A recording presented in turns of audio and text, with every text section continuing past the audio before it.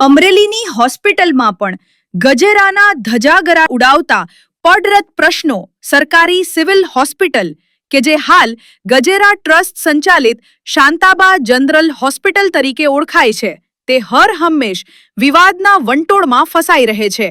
અહીં દર્દીઓ પાસેથી મસમોટો ચાર્જ વસૂલવાનું ભાવપત્રક લગાવી દેવામાં આવતા ઉહાપોહ મચી ગયો હતો।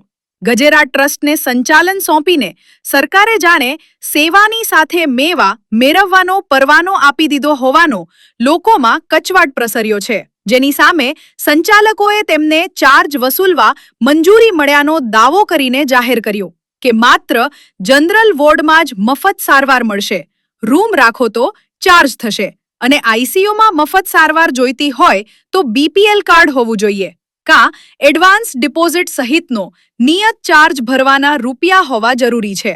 એટલે કે બીપીએલ કાર્ડ ધરાવતા ગરીબોને મફત સારવાર મળશે, પણ અન્ય ગરીબો અને મધ્યમ વર્ગને સરાજાહેર લૂંટાશે, જેમાં જનતાના મતોથી ચૂંટાયેલા નેતાઓની મૌન સહમતિ તો વિરોધ પક્ષના આગેવાનાના પણ આંખ આડા કાનથી લાચાર લોકો સમસમી ગયા છે। આરોગ્ય મંદિરને બદલે રોગ ઉપદ્રવ ખાનું બની અમરેલીની સરકારી સિવિલ હોસ્પિટલ જ્યારથી પ્રાઇવેટ ટ્રસ્ટને સોંપવામાં આવી છે ત્યારથી જ વિવાદો વચ્ચે ઘેરાયેલી રહે છે।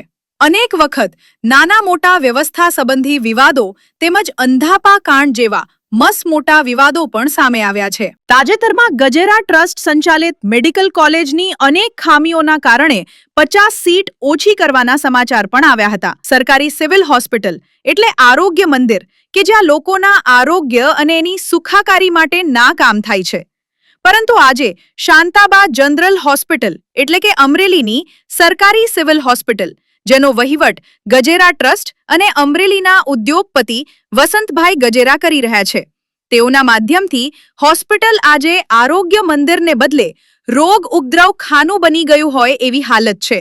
જ્યાં જુઓ ત્યાં ગંદકીના ઢેર છે। હોસ્પિટલની મેઇન એન્ટ્રી જુઓ તો અંદર જવું પણ ન ગમે। ગટરના પાણી સતત ઉભરાઈને ભરાઈ રહે છે। ગટરના ખુલ્લા ઢાંકણા જેની અંદર કરોડોની સંખ્યામાં મચ્છરોનો ઉપદ્રવ ફેલાઈ રહ્યો છે। દર્દી અહીં સાજા થવા માટે આવે છે, પણ દર્દીના સગાઓ અહીંથી રોગ લઈને જાય છે।